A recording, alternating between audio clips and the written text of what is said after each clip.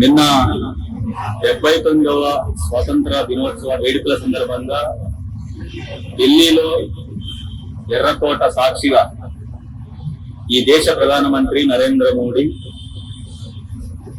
స్వతంత్ర వేడుకల సందర్భంగా స్వతంత్ర పోరాటాన్ని ఆ అమరవీరులను స్మరించుకొని మాట్లాడాల్సిన సందర్భంలో దాన్ని పక్కన పెట్టి ఆర్ఎస్ఎస్ ని పొగుడుతూ అదొక గొప్ప సంస్థగా మాట్లాడినటువంటి సందర్భం ఉంది. ఆర్ఎస్ఎస్ ని పొగడటం అంటే, దాని గురించి గొప్పగా మాట్లాడటం అంటే భారతదేశ స్వతంత్ర పోరాటాన్ని పూర్తిగా అవమానించటం, స్వతంత్ర పోరాటంలో వీరోచితమైన పోరాటాలు త్యాగాలు చేసి ప్రాణాలు అర్పించినటువంటి అనేక మంది అమరవీరుల త్యాగాన్ని అవమానించడం తప్ప మరొకటి కాదు. ఈ దేశం కోసం, దేశ విముక్తి కోసం స్వతంత్ర పోరాటంలో భగత్ సింగ్, గాంధీ, సుభాష్ చంద్రబోస్ లాంటి అనేక మంది అమరవీరుల త్యాగదల ఫలితంగా ఈ దేశానికి స్వతంత్రం వచ్చింది.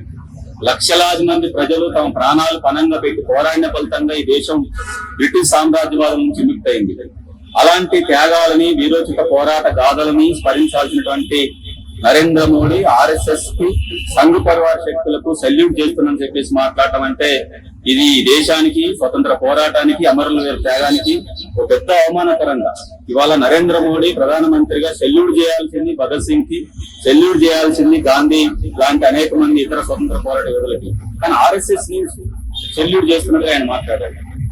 దేశంలో స్వతంత్ర పోరాట ద్రోహిగా మిగిలిన సంస్థ ఆర్ఎస్ఎస్. స్వతంత్ర పోరాటానికి దూరంగా ఉండి ఆ పోరాటాన్ని అవమానించినటువంటి సంస్థ ఆర్ఎస్ఎస్. దాంతో పాటు బ్రిటిష్ వాళ్లకు సాగిలపడి వ్యవహరించినటువంటి సంస్థ ఆర్ఎస్ఎస్. బ్రిటిష్ సామ్రాజ్యవాదులకు అనుకూలంగా ఉన్నటువంటి సంస్థ ఆర్ఎస్ఎస్. ఇవాళ దేశంలో జరుగుతున్నటువంటి అనేక త్యాగాలని, ఆ రోజు జరిగినటువంటి స్వతంత్ర పోరాటాన్ని పూర్తిగా వక్రీకరించి సామ్రాజ్యవాదులకు సహాయపడ్డటువంటి సంస్థ ఆర్ఎస్ఎస్. అట్లాంటి ఆర్ఎస్ఎస్ ని ఇవాళ దేశ ప్రధానమంత్రి నరేంద్ర మోడీ పొగడటం అంటే ఇవాళ బీజేపీ, ఆర్ఎస్ఎస్ వాళ్ళ యొక్క వైఖరి దేశం పట్ల ఎలా ఉందో, వాళ్ళు ఎట్లాంటి ఆలోచనతో ఉన్నారని చెప్పేసి అర్థం చేసుకోవచ్చు. ఆ రకంగా మొత్తం స్వతంత్ర పోరాటాన్ని, త్యాగదనుల యొక్క పోరాట నేపథ్యాన్ని, అమరవీరుల యొక్క త్యాగాన్ని పూర్తిగా అని దేశ ప్రజలందరూ కూడా గుర్తించాల్సినటువంటి సమయం ఉంది ఇప్పుడు.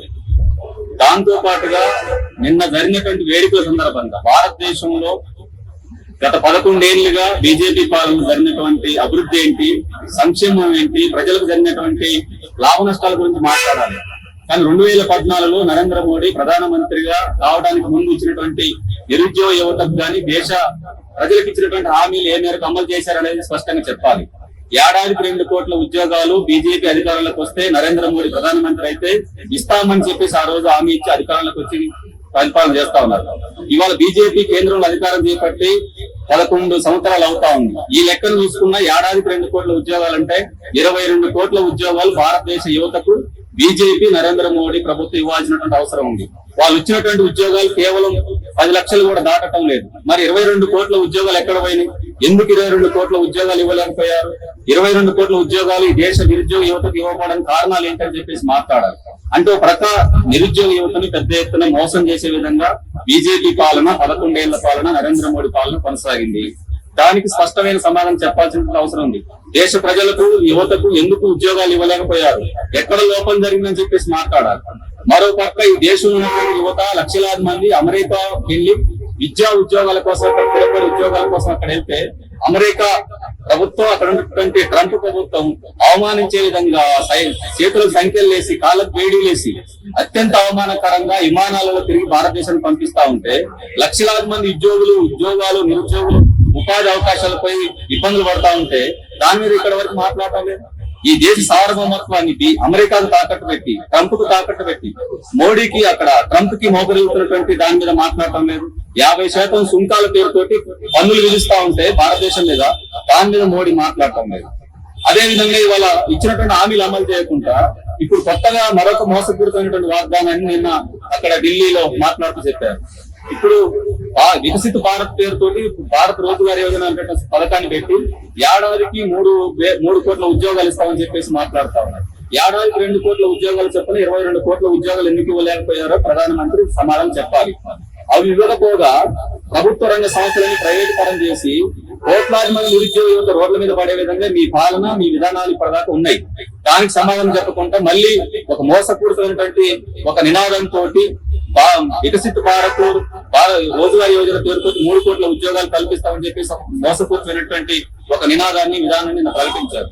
దాంతో పాటు ప్రభుత్వ రంగంలో ఉద్యోగాలు వచ్చినటువంటి వాళ్లకు 15,000 రూపాయల చొప్పున ఇస్తామని చెప్పేసి చెప్పారు. 15,000 రూపాయలు ప్రైవేట్ రంగంలో వచ్చిన ఉద్యోగాలు సాధించిన వాళ్ళకి ఇవ్వటం కాదు.